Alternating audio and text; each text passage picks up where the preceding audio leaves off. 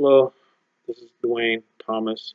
This is my Chapter 9 assignment titled, chapter's titled Addressing Learners' Individual Needs. The chapter examines the different needs of students, how their needs change and develop uh, based on the different levels of intelligence, their abilities, and the disabilities. They give a perspective on different developments. They provide tools. They list different theories, models. One of them is the Piaget's theory of cognitive development, psychosocial development, and moral reasoning. Uh, he states that while this model concludes that children reason differently from adults in their world, and that children often learn from interacting with their environment. It also goes on to state that students move through different and develop through different stages of process.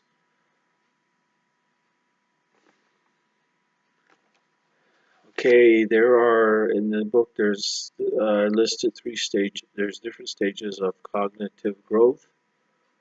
Um, since I'm a middle school teacher, I looked at uh, children in my age, adolescence. Um,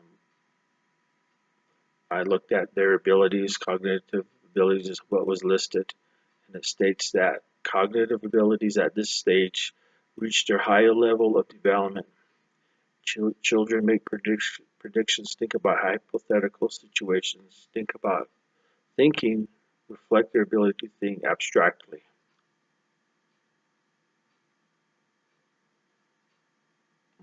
I I could see this with my students.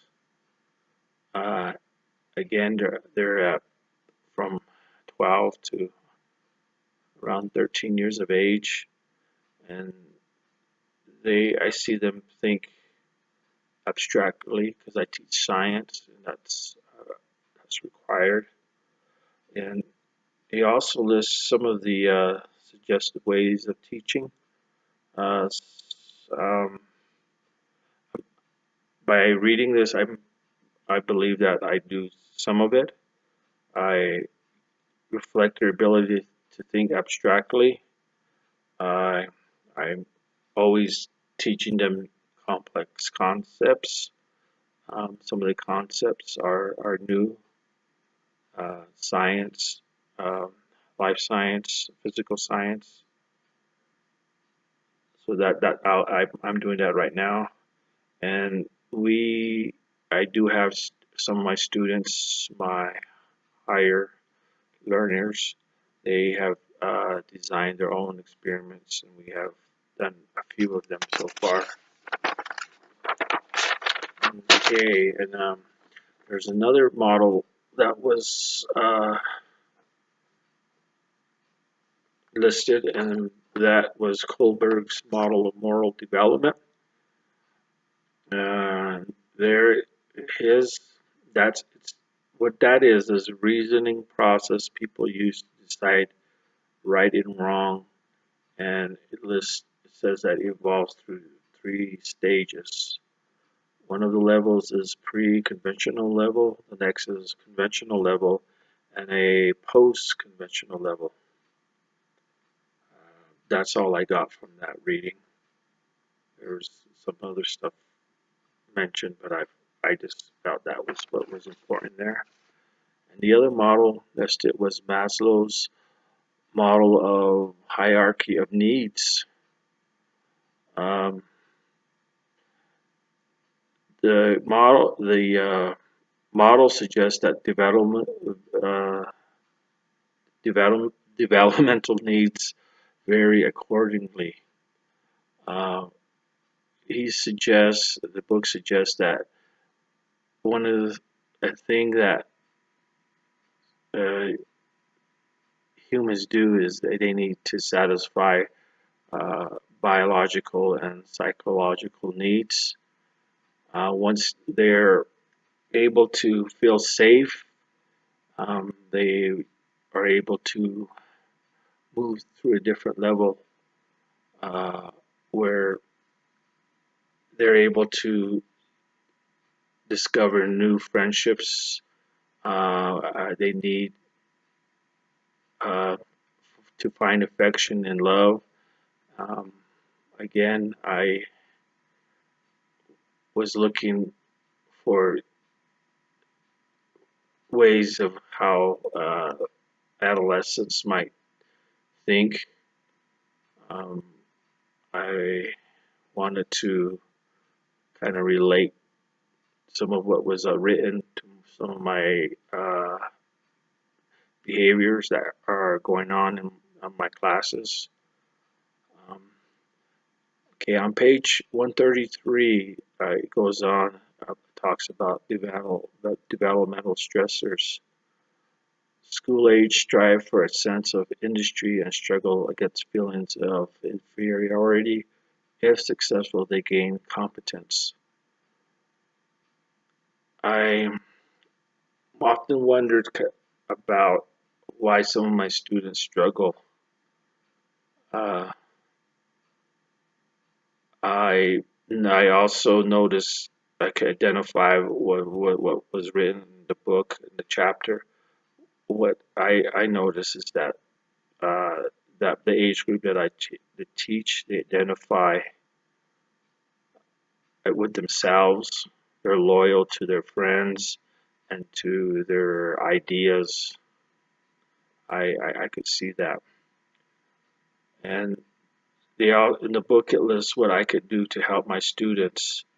One is I wrote down is to provide opportunities and encourage students to learn, promote self-concept and self-esteem, and intervene to prevent problems that place students at risk. And basically, just being a positive role model each day during each class. Okay, it continues, and what did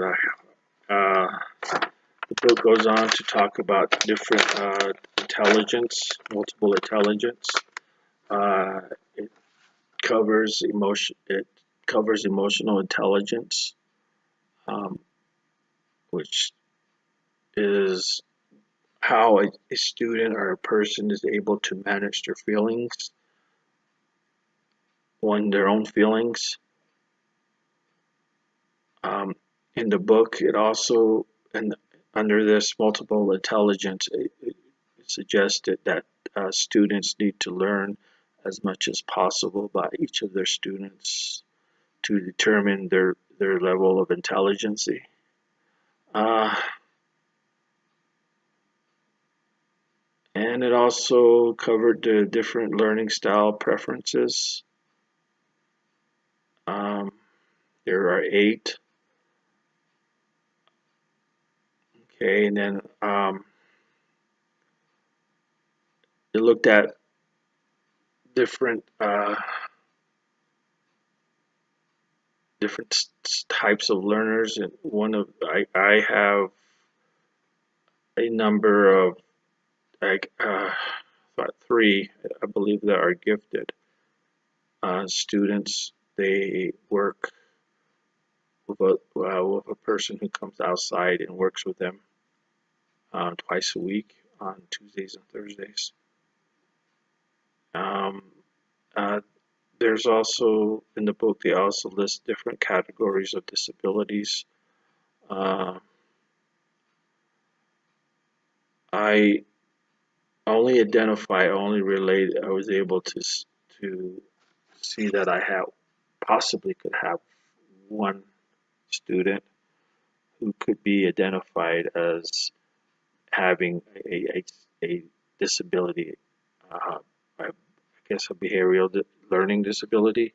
That would be ADD. Um, and it gives different characteristics. And I just by the reading that, I think maybe that he would fit into that category. I don't have, I only have gifted students. I don't have any students that are disabled. Okay, and the book covered uh, the laws. Um, one of the laws that was listed as being important was a recent law where the law of special education laws, which is the Children Act, Education for All Handicapped Children Act. This law guaranteed that all children with special needs will be able to have free and appropriate public education. We here have a few staff members who work as well as regular teachers work on the progress of some of our RTI students. Um, each week we meet with those staff and we talk, we share information regarding RTI students. And I noticed I recently I just learned what IEP was. Um, the goals uh, for certain students that fall into that category. I know there's a process of evaluating a child, and there's legal issues behind that. Information shared is only handled accordingly. So that's something I'm aware of. And again, I only have mild learners in my class. I don't have any students that are, major have major behavior or health concerns or no severe disabilities. And it just lists that teacher all learn responsibility, take responsibility uh, to utilize all sources uh, sources that are available out there. Um, we do have consultants that come in. We do have what they title in the book as resource room teachers. We have two of those, and we also have a school psychologist on duty here. Um, so that's all I have. So thank you for listening.